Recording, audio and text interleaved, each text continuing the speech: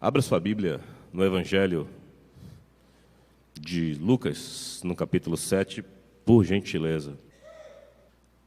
Evangelho de Lucas, capítulo 7, versículo 11. Vamos hoje compartilhar um pouco sobre a história da viúva de Naim e que o Senhor nos ajude em sua infinita misericórdia e graça.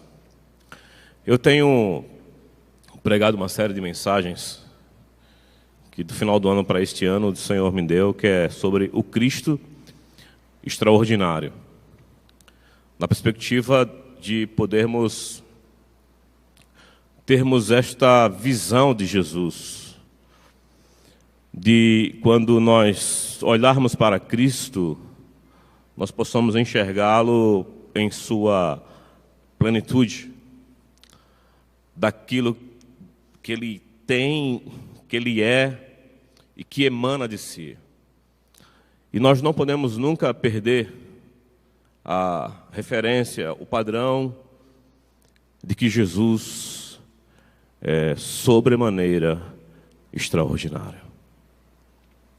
E isso move os nossos corações, isso nos faz, em meio a tantas coisas que nós vivemos.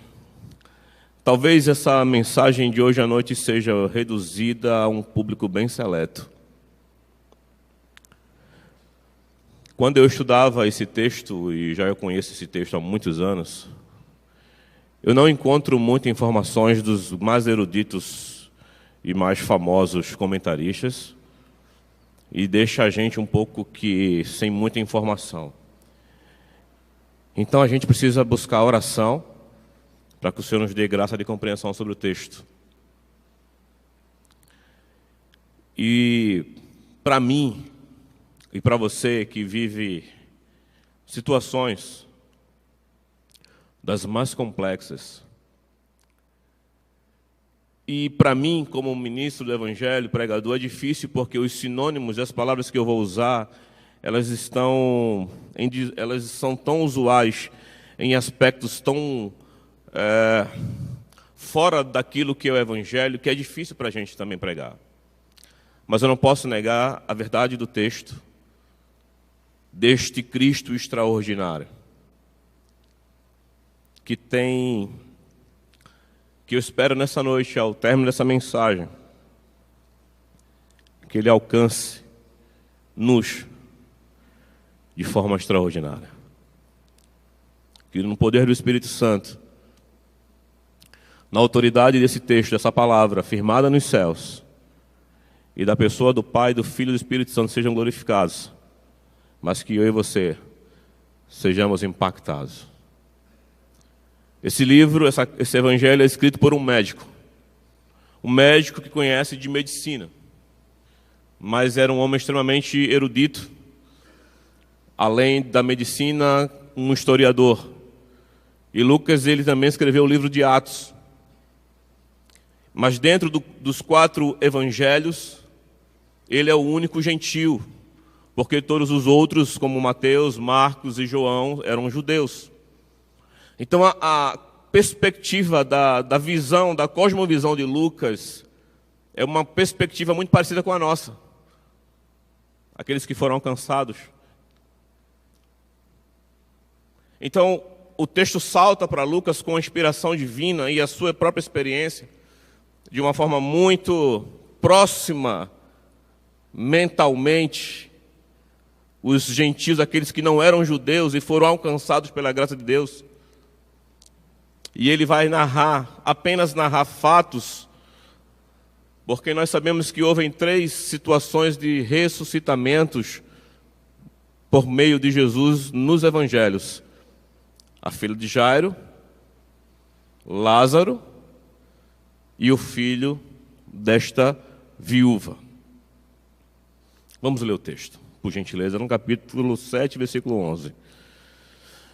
Em dia subsequente, dirigia-se Jesus a uma cidade chamada Naim,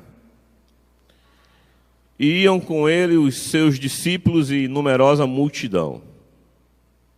Como se aproximasse da porta da cidade, eis que saía ao enterro do filho único de uma viúva, e grande multidão da cidade ia com ela. Vendo-a, o Senhor se compadeceu dela e lhe disse: não chores. Chegando-se, tocou o caixão, e parando os que o conduziam, disse: jovem, eu te mando, levanta-te. Sentou-se o que estivera morto e passou a falar. E Jesus o restituiu à sua mãe. Todos ficaram possuídos de temor e glorificavam a Deus, dizendo: grande profeta se levantou entre nós, e Deus visitou o seu povo. Esta notícia a respeito dele divulgou-se por toda a Judeia e por toda a circunvizinhança. Jesus, para ir para Naim, ele andou, segundo informações históricas, 40 quilômetros. Mas Naim, se tratando dessa cidade, ela era uma cidade insignificante aos olhos comerciais, históricos. Ela não tinha nenhum tipo de produção têxtil, mineral, agrícola. Ela não tinha nada. Era uma cidade que eu não vou citar nenhuma outra para não desrespeitar as nossas cidades, que não tem essa expressão. Então era uma cidade que não tinha nada. Absolutamente nada. No aspecto econômico, porque geralmente nós queremos estar nas cidades que têm alguma força econômica, que produza, que chame a atenção dos políticos, que chame a atenção para trabalhar, para você investir. Não tinha lá em Naim nenhuma faculdade, não tinha nada em Naim que pudesse fazer com que chamasse a atenção de qualquer pessoa, exceto do Cristo extraordinário. O tema dessa mensagem, porque o Cristo extraordinário é uma série de mensagens que eu estou ministrando pela graça de Deus. Essa é a segunda. Toda dor é por enquanto. O tema dessa mensagem, o subtítulo do título do Cristo extraordinário é que toda dor é por enquanto. Então Jesus chega a esta cidade, Naim. Naim não tinha nada que pudesse chamar a atenção dos homens. 40 quilômetros de caminhada, naquele tempo, era um bom chão, era um bom esforço. E diz o texto que, chegando à porta da cidade, Jesus era seguido de uma grande multidão que estava acompanhando Jesus de longe, que estava querendo estar vendo e conhecendo ao Senhor. E de repente, na porta da cidade, vai saindo o cortejo, vai saindo o funeral. Eu, esse ano, fiz 4 sepultamentos, eu ministrei em 4 cerimônias fúnebres, e a gente sabe como é difícil. É um ambiente pesado, é um ambiente difícil. E ali nós podemos, de antemão, observar que existe o encontro, primeiro, das multidões. Havia uma multidão que estava seguindo Jesus. Havia os discípulos de Jesus, e havia uma outra multidão de cortejando ali, acompanhando a cerimônia e indo fazer o sepultamento. Essa é a ordem da vida, isso é o que é ordenado, isso é o que isso é o que ela tinha que fazer como mãe, enterrar o seu filho. E muitas vezes, na vida, nós recebemos diagnósticos e sentenças que tem que acontecer porque é uma lei, é uma ordem, e elas precisam ser cumpridas. E a morte é uma delas. E quando se morre, se enterra. Mas note que ela era uma viúva. Então, essa viúva, que nós não sabemos o nome, não tem nome, uma cidade que não tem nenhum tipo de proeminência, sequer o nome dela é citado, ela já tinha passado por um processo de perda. Ela já tinha experimentado a dor de enterrar o seu marido, porque ela era viúva.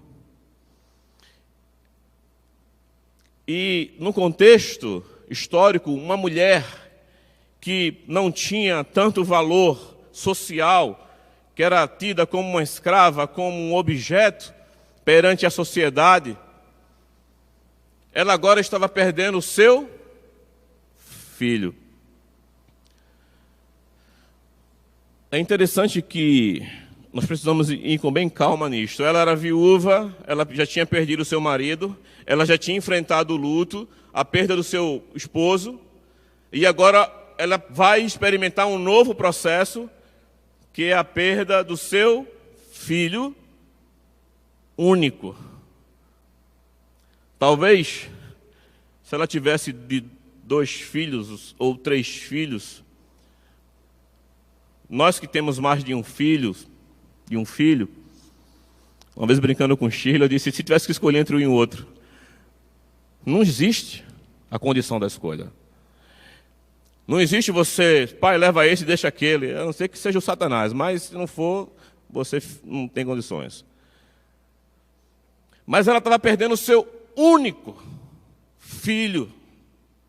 São detalhes. Ela estava perdendo o seu filho único. E já tinha perdido o seu marido.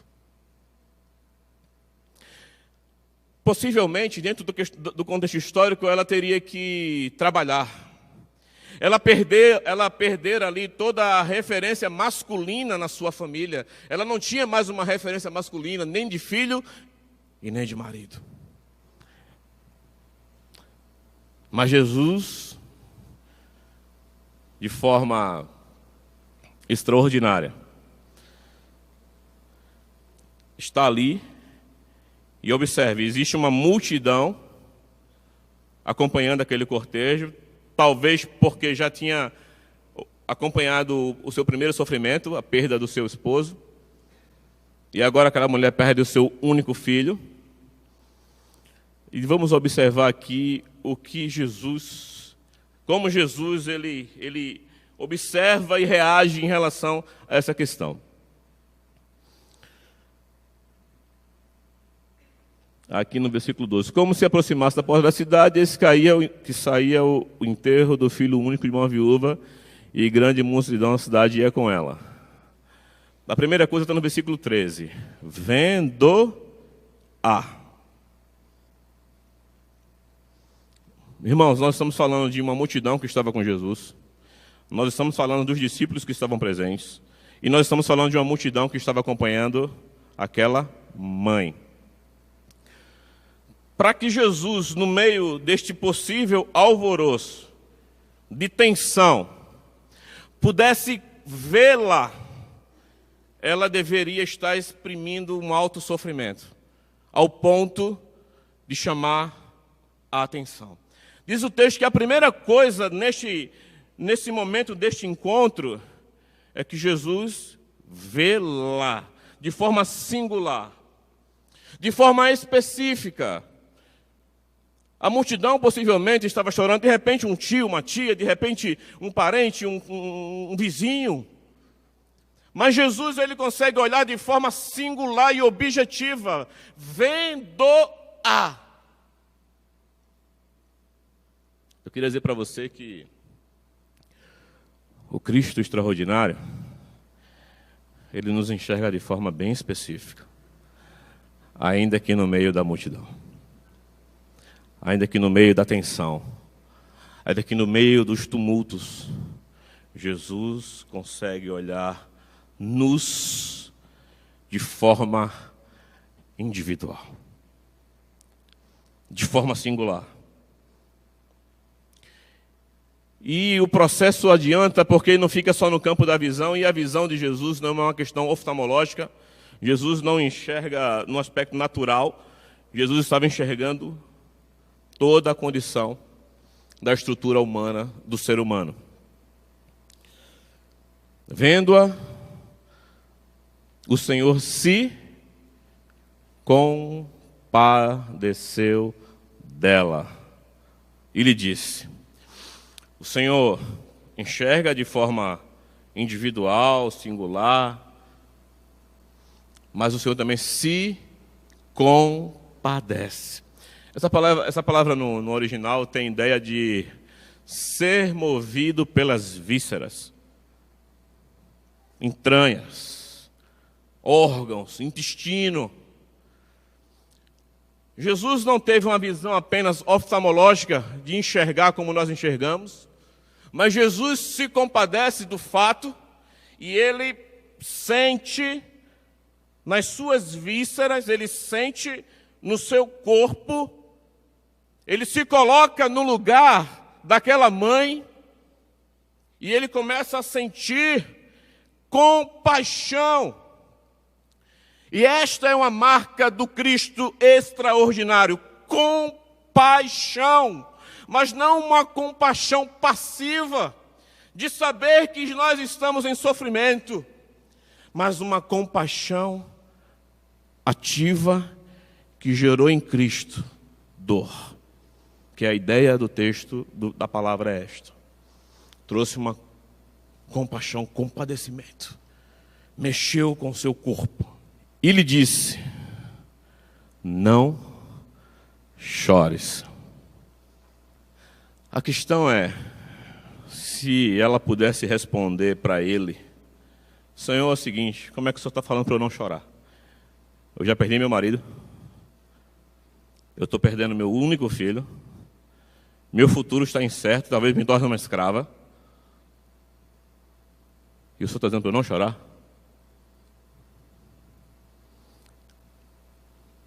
Jesus ele não estava falando para ela não chorar, como eu e você fazemos nas cerimônias fúnebres, consolar, porque a gente não tem o que fazer a não ser consolar. Jesus é diferente. Ele disse, não chores. No versículo 14, chegando-se, então ele se aproxima. Eu fico imaginando a cena, irmãos, porque ele estava atrapalhando o cortejo. Ele parou aquele cortejo, a coisa precisava seguir. E toda a convicção humana, quando uma pessoa morre, ela recebe o quê? Um atestado de óbito. Talvez ali já estava o atestado de óbito, e o atestado de óbito só é dado de quem estava vivo e morreu. Houve uma constatação. E não se esqueça que Lucas entendia do assunto do atestado de óbito. Quem está falando é um médico. E quando o médico diz que fulano morreu, Beltrano morreu, porque morreu. É um conhecedor da anatomia humana, da vida. Ele sabia que não havia mais condições. E diz que Jesus chegando-se, ele vai chegando-se mais próximo e toca no caixão. Não podia tocar no caixão. Existia uma lei cerimonial. Porque quem tocasse em caixão poderia ser dado como impuro. E o caixão, possivelmente, deste jovem, ele estava envolto, enrolado em lençóis perfumados e o caixão aberto. E Jesus ele vai se aproximando daquela multidão e ele toca no caixão e agora ele trava tudo. E todos passam a ter os olhos fitos nele. Eu fico... Tocou o esquife parando todos que conduziam. Todos pararam. Possivelmente houve silêncio. Possivelmente houve xingamentos, o texto não narra isto, porque ele vem, aparece, ele toca naquele caixão. Aqui eu vejo uma coisa extraordinária. O que esta mulher fez? Absolutamente nada. Esta mulher não fez absolutamente nada. Não fez campanha, não vendeu o carro, não deu dízimo, não deu oferta, não garantiu a bênção, não fez barganha. Ela está sofrendo a ação de Deus na sua vida, sem emitir um tipo de comportamento ou atitude. Todo ato é um ato voluntário, espontâneo, da pessoa de Jesus. Jesus a vê, se compadece, diz: não chores, se aproxima e toca no caixão.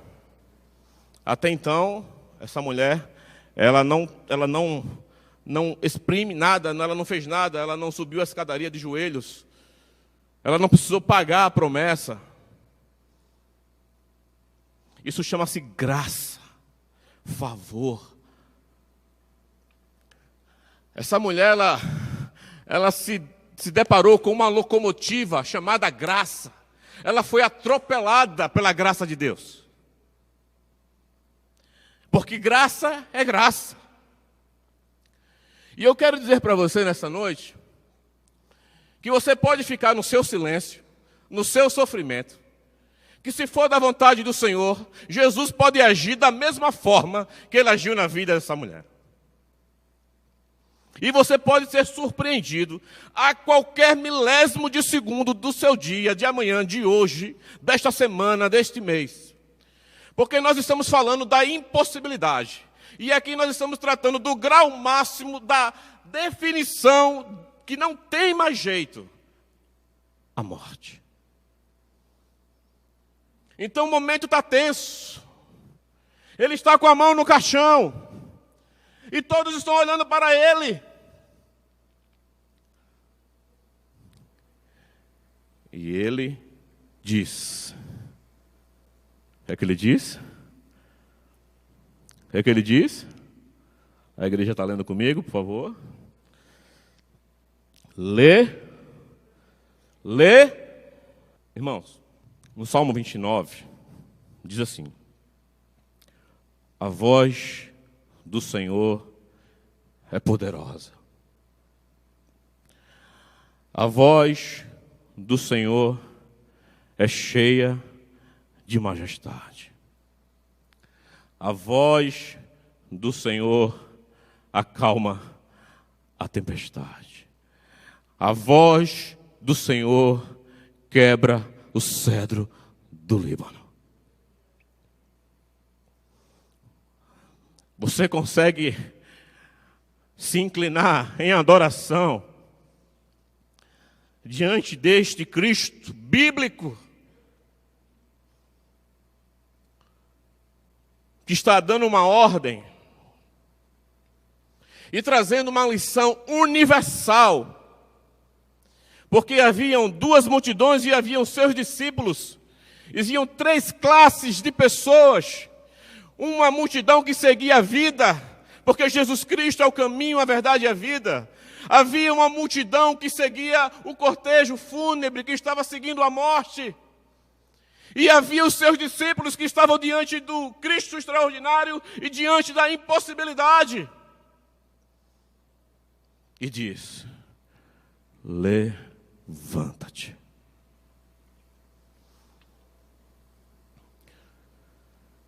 Será que o nosso problema é demasiadamente grande para que Jesus, o extraordinário, não nos mude a sentença, não nos mude mesmo que já tenha sido dado o atestado de óbito, mesmo que aquela mulher, ela só tinha uma convicção naquele dia: eu irei sepultar o meu filho, assim como eu sepultei o meu esposo, e voltarei para minha casa para prantear a morte dos meus filhos.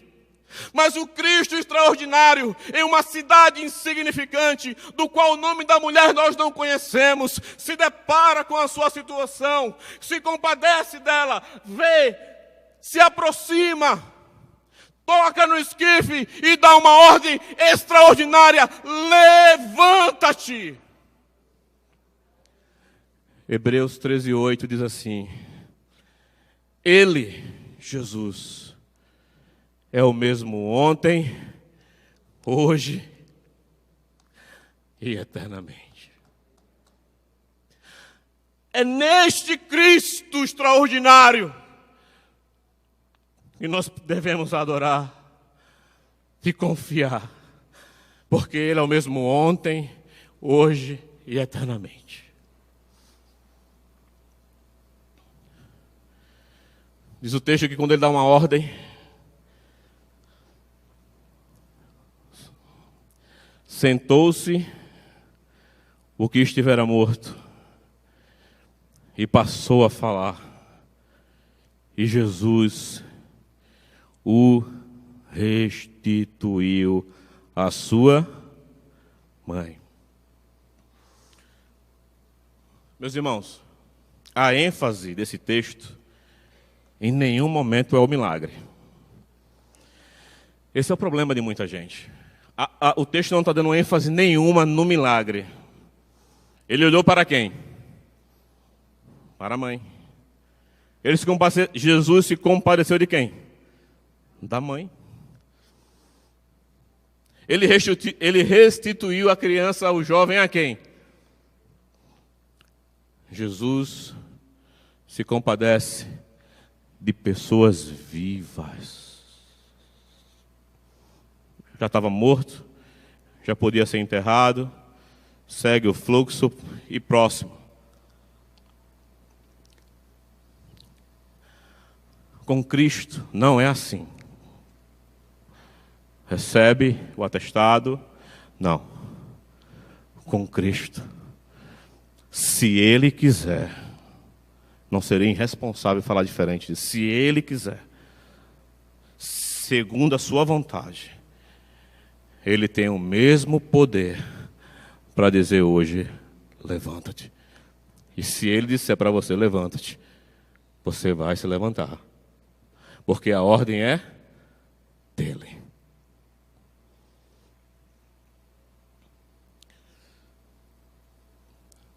Aqui tem uma prévia, porque eu estou falando do ministério terreno de Jesus. Paulo, no capítulo 15 de 1 Coríntios, faz um tratado de defesa de que Jesus Cristo ressuscitou. Estavam querendo anular, dizer que aquilo não era verdade. Paulo está sendo agressivo, biblicamente, falando que Jesus ressuscitou, que o último inimigo a ser vencido será a morte, e agora onde está a morte é a tua vitória, onde está a morte o teu aguilhão, porque o aguilhão da morte é o pecado. E Cristo, ele anulou o pecado. Então Paulo vai falar, em 1 Coríntios 15, do Cristo glorificado.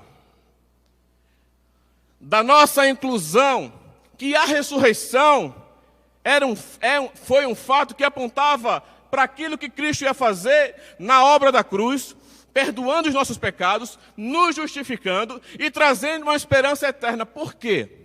Aquele jovem que ressuscitara, morrera. Mas na obra de Cristo, que Paulo vai falar em 1 Coríntios, que nós ressuscitaremos, que nós receberemos um novo corpo, o nosso corpo mortal será revestido de imortalidade, e o nosso corpo corrupto de incorruptibilidade. Esse Cristo glorificado, esse Cristo que está assentado no trono, esse Cristo que nos transportou do império das trevas para o reino do Filho do seu amor, esse Cristo que nos justificou, que nos selou com o Espírito Santo, que colocou dentro de nós a eternidade, não anula o Cristo terreno. Por quê? Porque quando Paulo estava pregando, o Eutico cai e morre, e Paulo desce e ora, e aquele jovem ressuscita. Porque se eu ficasse falando do milagre só em Jesus, a igreja poderia me refutar. Mas quando Paulo ora e acontece um ressuscitamento, é porque o poder de Deus continua atuando. Porque o Cristo ressurreto, o Cristo glorificado e o seu ministério andam juntos.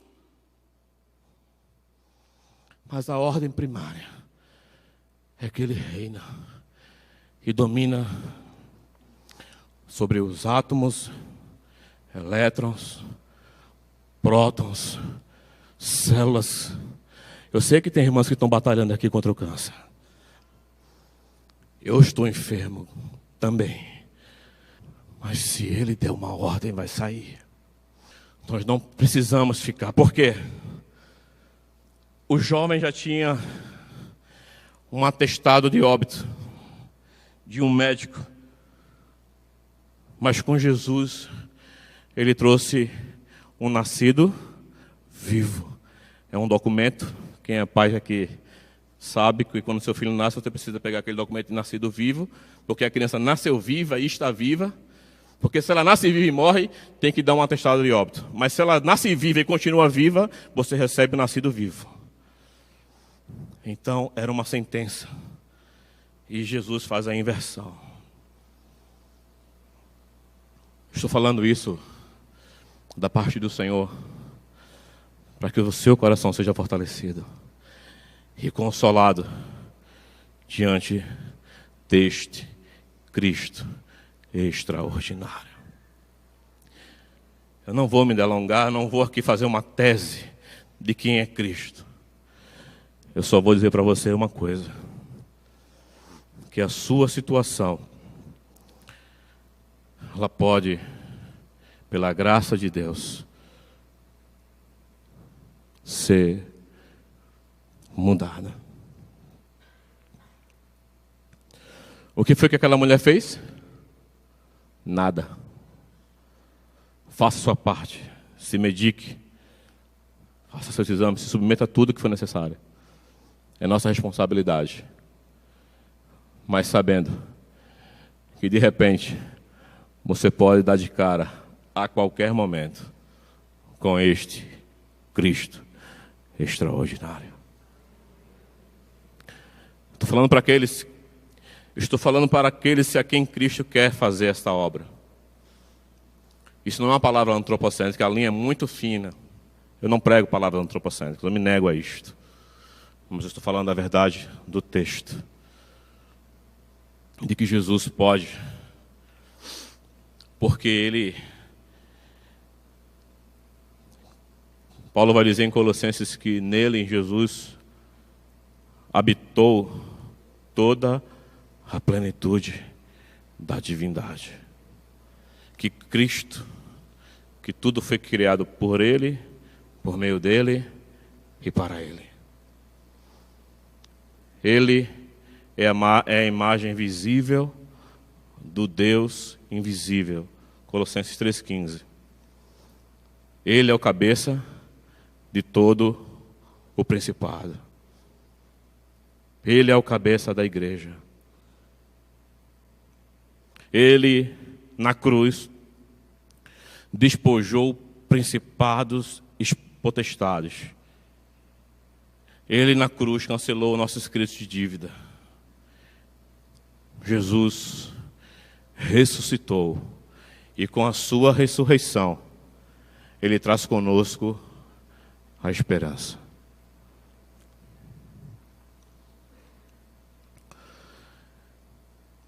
João vai dizer assim: foi para isto que o Filho do Homem se manifestou, para destruir todas as obras de Satanás. Quase todas? A metade das obras? Todas. Você não precisa viver cativo de Satanás. E eu não estou falando de aspectos apenas físicos, de câncer, de doenças autoimunes, de doenças cardíacas. Eu estou falando de situações das mais extremas, como doenças emocionais, neurológicas, que não se explica. Que nós somos tímidos em confiar que uma criança Ela pode ser autista e deixar de ser, se o Senhor quiser. Porque é o diagnóstico, é o que é real. Mas com Cristo, essa conta não é exata. Nós podemos confiar que o estado de loucura, de depressão, o número de deprimidos, de angustiados, é gigante. Sabe por quê?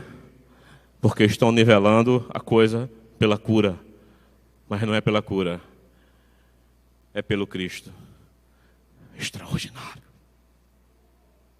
Quem tem Cristo, tem tudo. Porque eu creio em cada detalhe que foi exposto para nós nessa noite. Que é possível que hajam reversões de quadros dos mais diversos essa noite. Se Ele quiser. Não é a minha oração. Não sou eu que determino. Não. Porque aquela mulher, ela não fez absolutamente nada. O que é que eu preciso fazer? Não faça nada. Só se entregue e creia que o Senhor é soberano. Quero finalizar com o último versículo.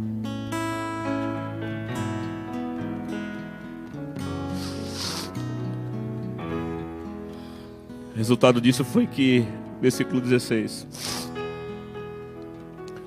todos ficaram possuídos de temor e glorificavam a Deus.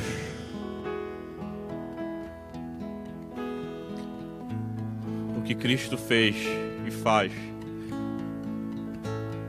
nos traz temor, e o objeto da adoração é Deus.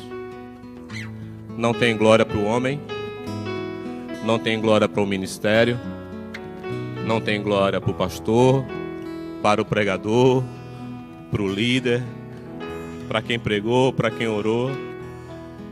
Todos glorificavam a Deus. A honra, a glória pertencem somente a Deus. Eu não seria louco de querer triscar 1 milímetro dessa glória, porque a glória pertence ao Senhor.